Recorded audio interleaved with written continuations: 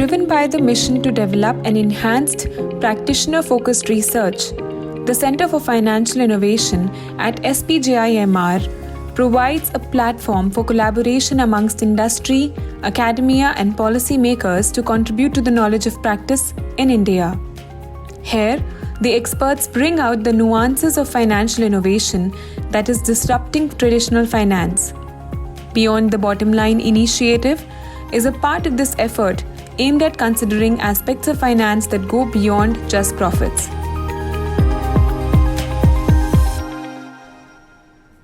Hello everyone, I am Shreya Shah and I am Shashank Agarwal from Center for Financial Studies at SPJIMR.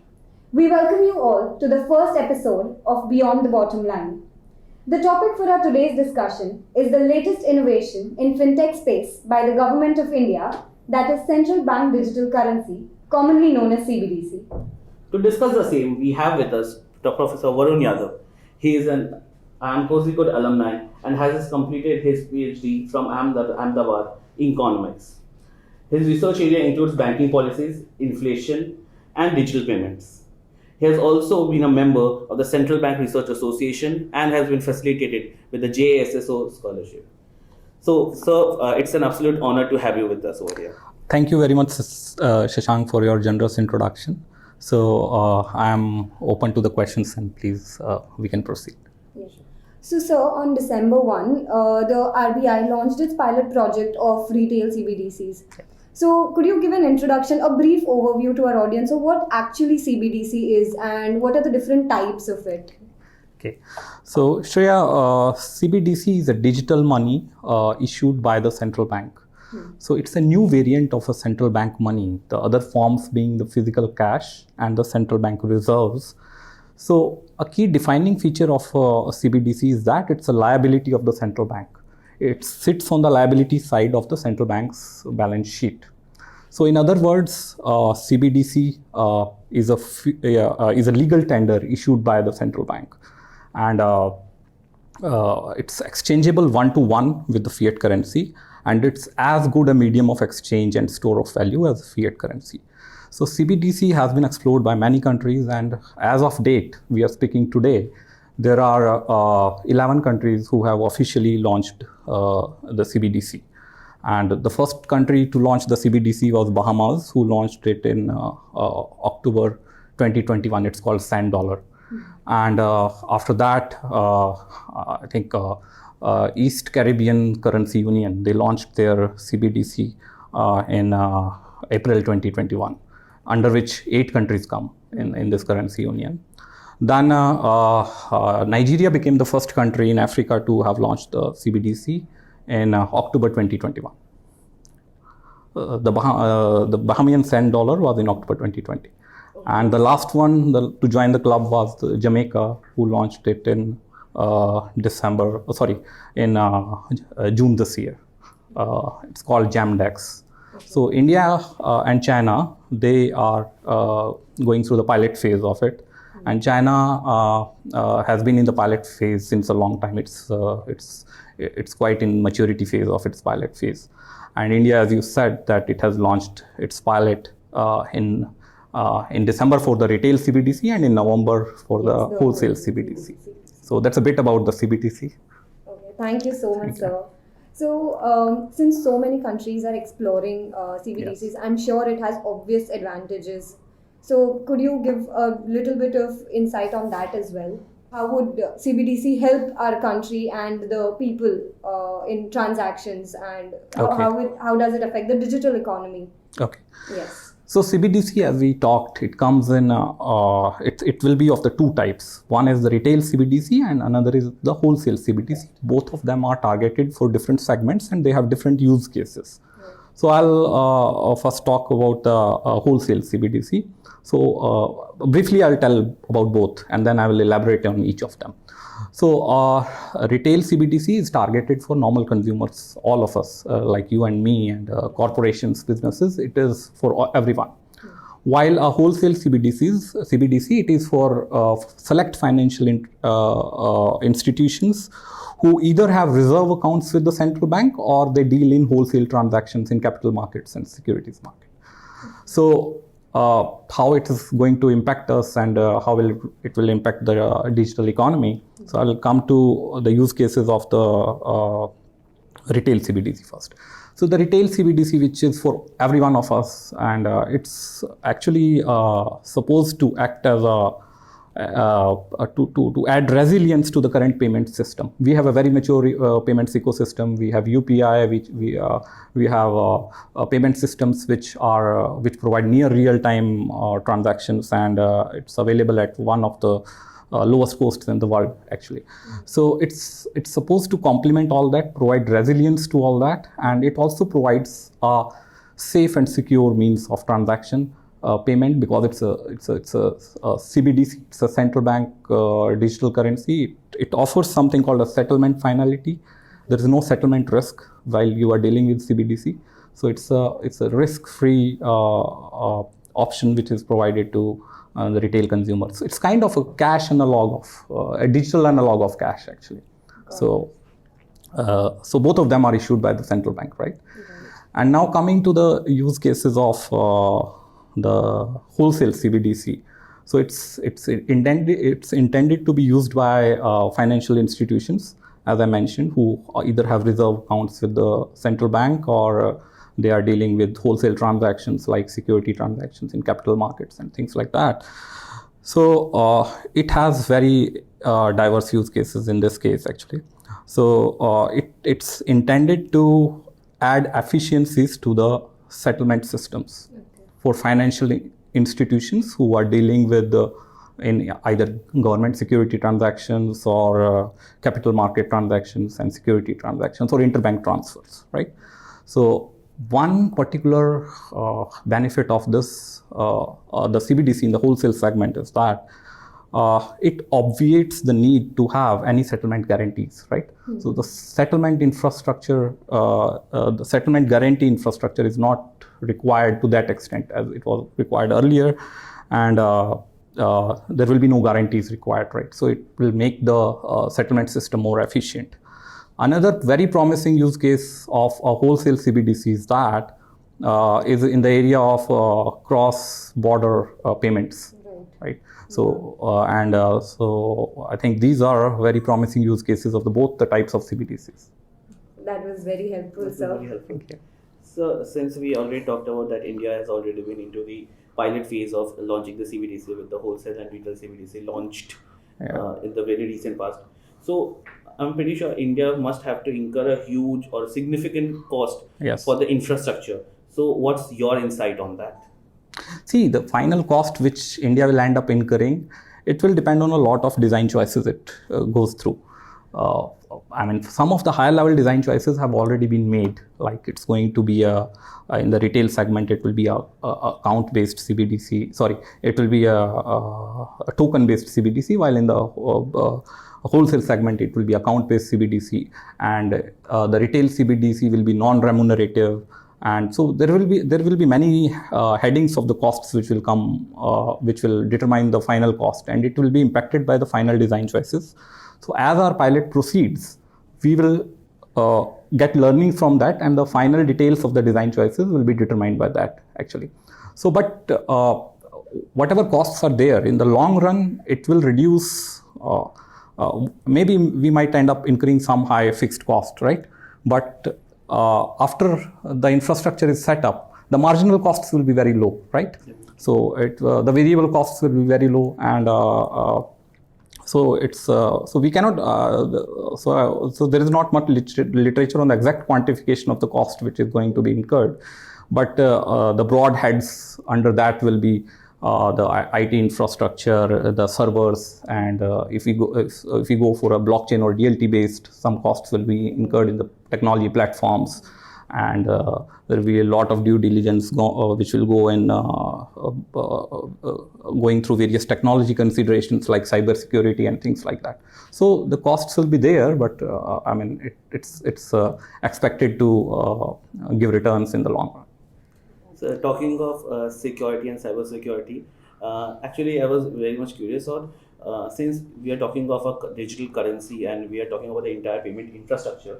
So can you please enlighten our audience on what are the contingencies and the risks that you see associated that the RBI must take care of, before we go ahead with a full phase implementation of the digital currency? Yeah. So there are quite a few contingencies which any central bank, not only RBI should take care of before going for a population scale rollout of the CBDC. So these contingencies, you can either learn lessons from other countries who have implemented it, or you can learn lessons from your own pilots, limited scale pilots, which are currently going on, right? So some of these contingencies which you have mentioned, they will go into considerations which will express themselves as the design choices, right? For example, some high-level design choices, as I mentioned, have already been made. For the retail CBDC, as I told you that it will be a non-remunerative CBDC, which means it will be a non-interest bearing CBDC. It won't give you any interest. It's just like the cash, not like bank deposit, right? So these design choices have to be very wise, as they may have very far-reaching ramifications for the economic stability and all. So there's a lot of literature on the design choice between a remunerative and non-remunerative CBDC. If you go for a remunerative CBDC, which is interest-bearing, it might cannibalize your bank deposits, right? And it may lead to financial disintermediation, and which is a risk factor, right? So we have drawing lessons from other countries. We have gone for a non-remunerative CBDC, and we have made a choice between which one will be account-based or token-based, and are we going to use the intermediate model for disbursement of CBDC retail, or are we going to use a direct model? We have gone for an intermediate model. So these design choices, they kind of take care of the contingencies. It's embedded in them.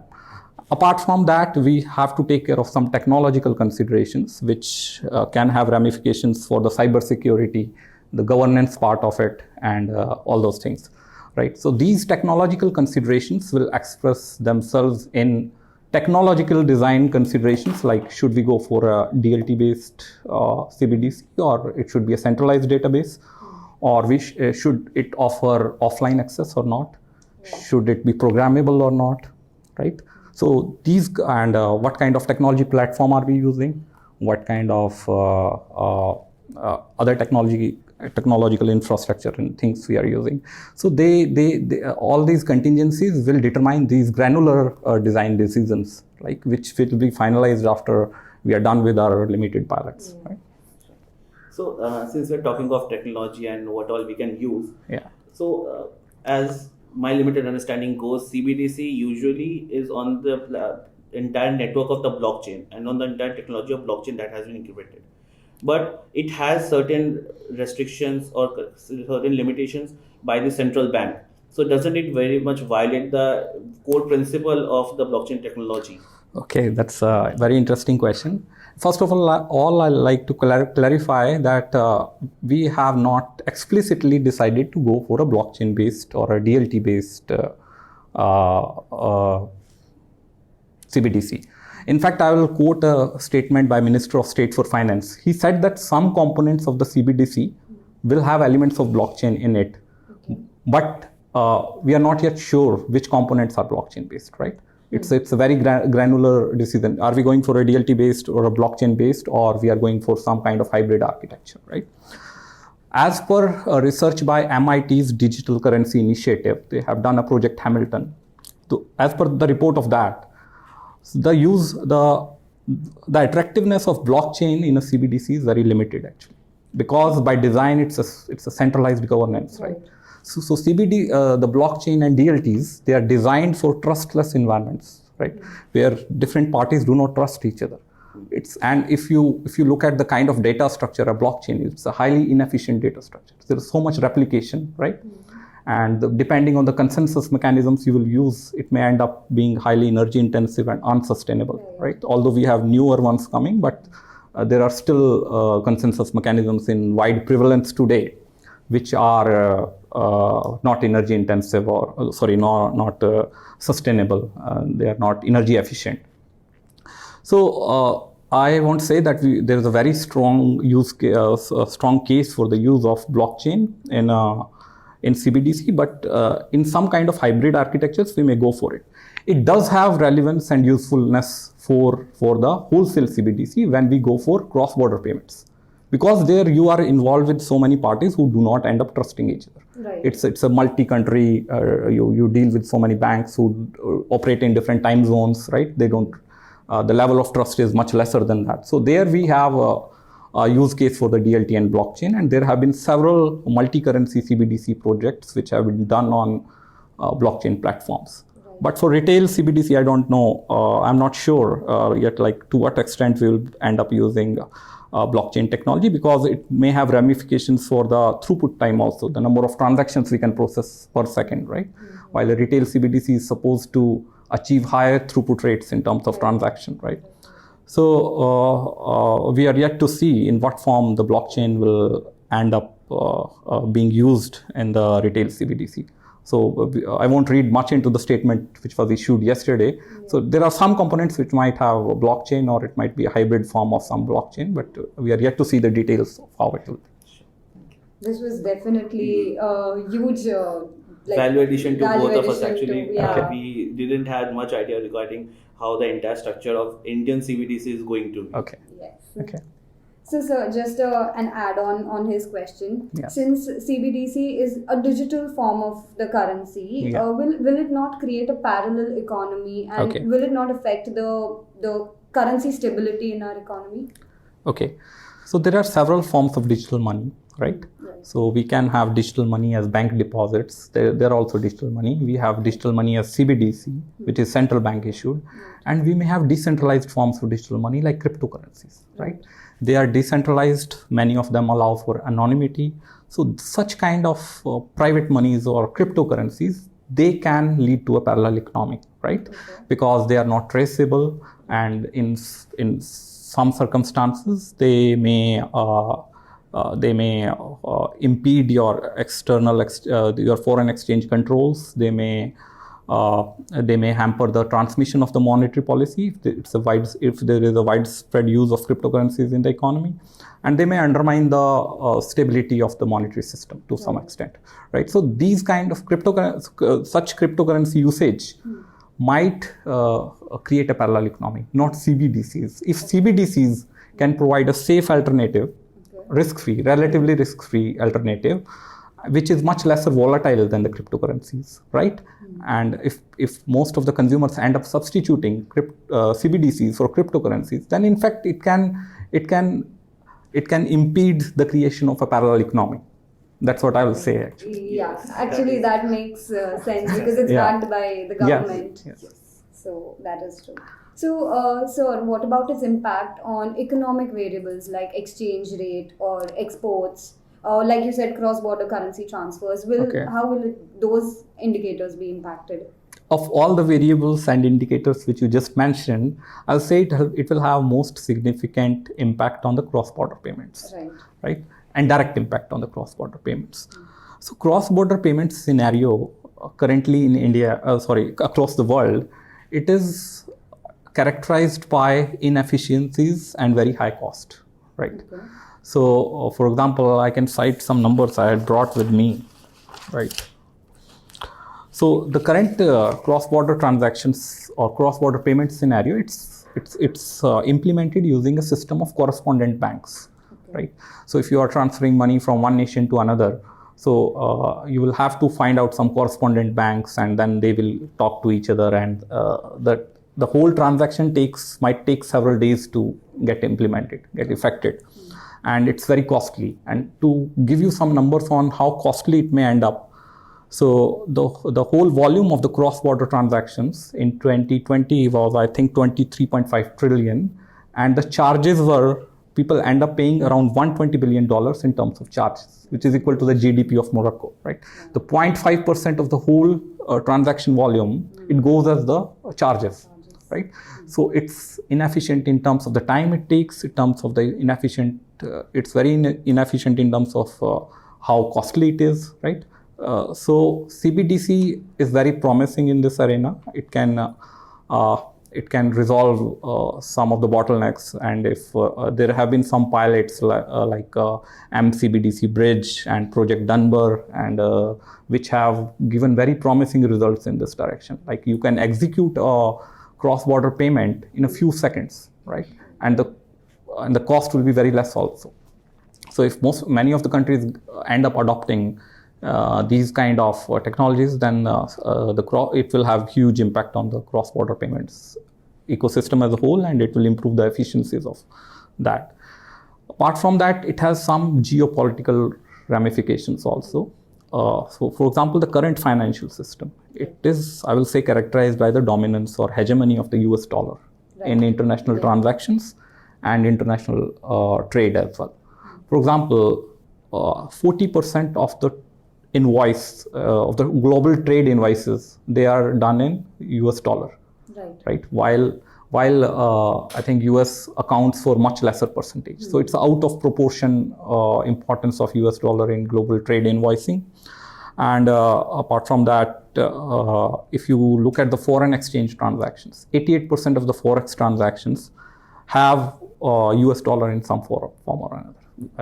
Either it may be one of the payers, or you may end up paying in the US dollar. So that's a very out of the proportion importance of the US dollar in both these arenas. And apart from that, there are two organizations which US has a very significant control over them. One is SWIFT and another is CHIPS, right? So these two organizations are so important, like more than 90% of the transactions in a couple of years back. I mean, you look at most of the years, it will hold true, I think. It was through SWIFT, actually. It's a messaging system. And if you remember, like Russia, in the wake of the Ukraine war, suffered sanctions in which it was cut off from the SWIFT system.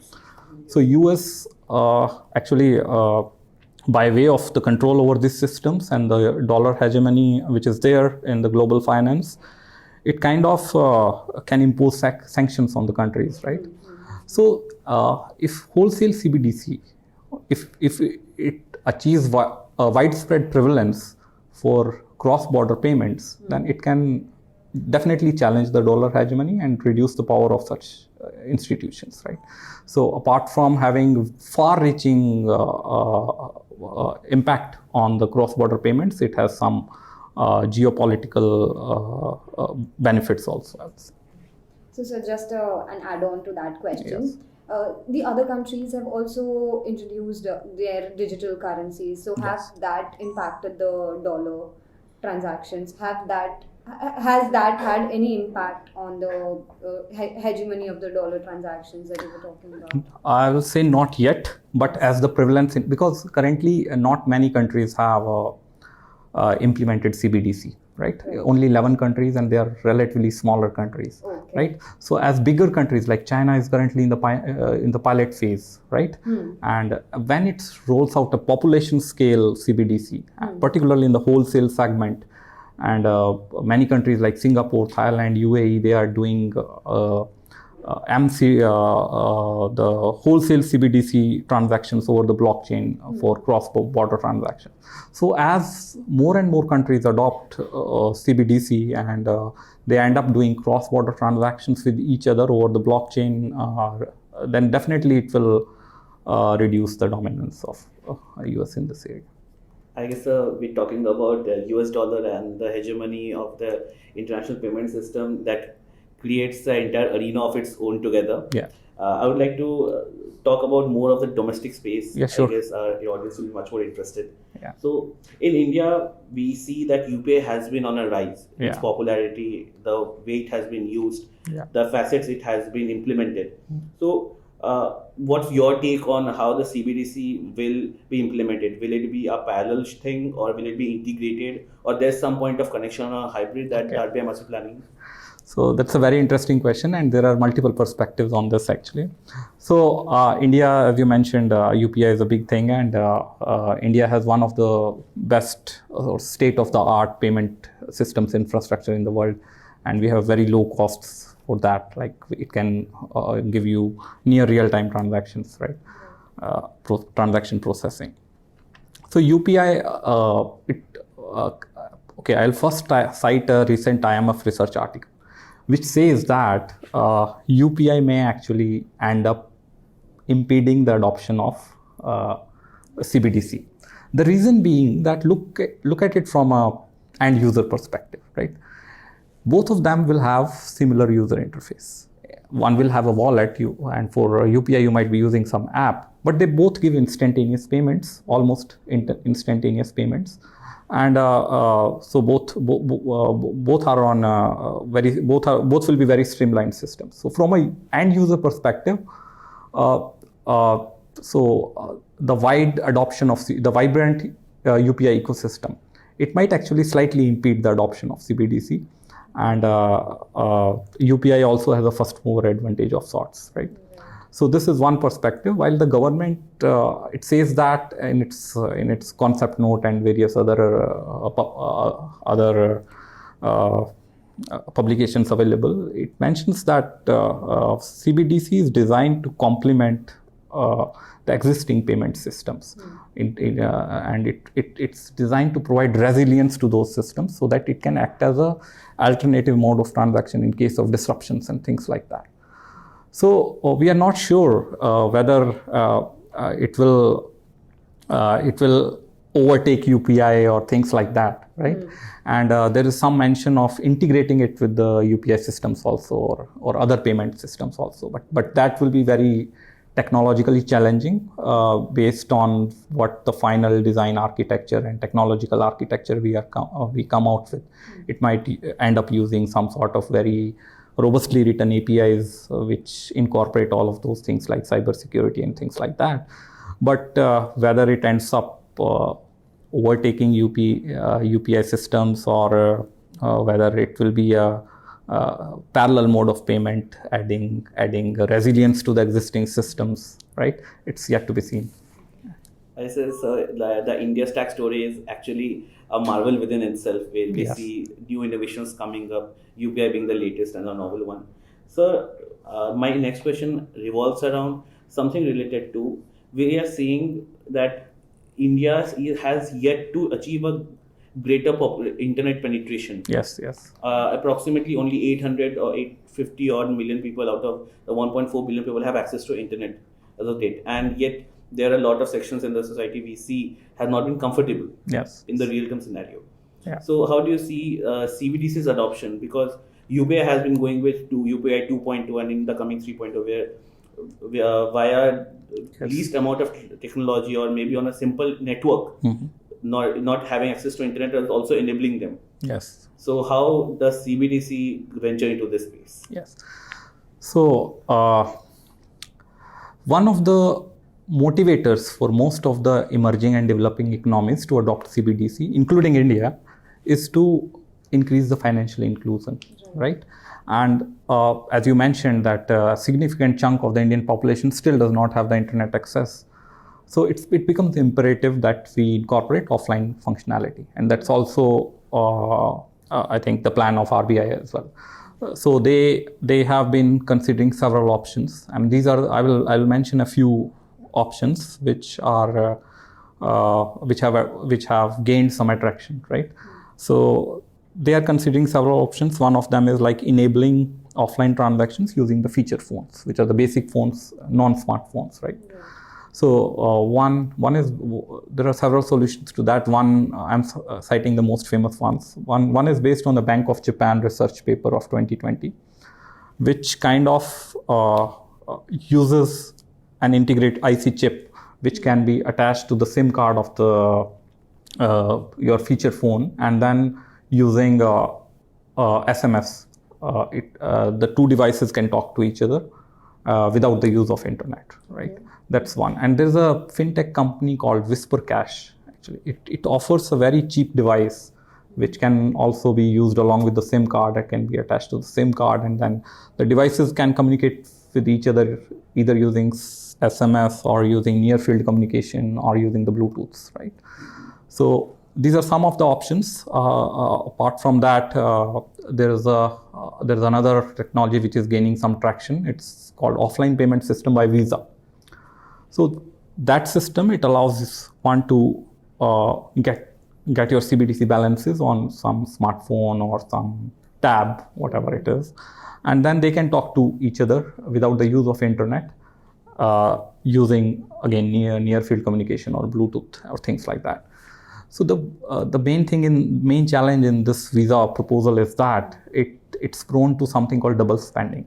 right? What is double spending is that the two devices which are talking to each other, they can check the legitimacy of the transaction, but they cannot check whether it has been already spent or not, because it's not connected to the main ledger, right? It's offline, right? So whatever implementation details finally we end up using, one thing is that in all these solutions, you will have to eventually end up connecting to the internet after some time. It's not that you can remain disconnected for a very long time. Right. Intermittently, you will have to sync with the main database or the main ledger, right? Another risk of such kind of risks which I mentioned, like double spending and all. So the solutions which are being proposed are that there can be some kind of monetary restriction on how much you can transact offline, right? So these kind of solutions are being mooted, and I think for countries like India and other emerging countries whose main motivator, one of the main motivators is financial inclusion, then offline capabilities is must, I would say. So just one last question sure. from my end. Sure. So will investments be allowed on CBDCs? Will investments be allowed on CBDCs? I mean, using CBDCs. Everything you can do with cash, you can do with CBDCs. Okay. So when you said that maybe the deposits will get hampered because of CBDCs, will that actually happen, or will it just complement the deposits? Okay. So deposits, it will end up cannibalizing deposits, or there will be a flight of deposits from the bank to purchasing CBDCs only if your CBDC is remunerative. It is interest bearing. Then it will start competing with the bank deposits, right? If your CBDC bears some kind of interest, then it will compete with the bank deposits, right? Okay. Right. Yeah. So then there will be a flight of money from the banks to the CBDC. So banks will end up competing with that, and there are two scenarios, in fact multiple scenarios which are possible. One is that banks will end up reducing their deposit rates in order to remain competitive, which will affect the lending rates also. Right? And it will impact the profitability of the banks, and in extreme situations it may lead to financial disintermediation, right? The banks may not find, it might not be profitable for them to operate, right? If there's a huge amount of flight from bank deposits to CBDCs, right? So such kind of scenarios are possible. But we have not gone for remunerative CBDCs. Like most of the countries who have launched CBDC and whose pilots are going on, I think most of them are going for non-remunerative or non-interest bearing version of the retail CBDC. I guess with this, we complete our first ever session of Beyond Bottomline. So I hope our audience has got a better perspective on what CBDC is and how it's going to impact our economy. So thank you, sir. Thank you for your time. It was really enriching. Thank you very much, Seshan. Very insightful, sir, the session. Thank you very much, Shay. Thank you. You were listening to Beyond the Bottomline, a podcast series by SPJIMR's Center for Financial Innovation. It is produced by the Central Communications team. Thank you for listening.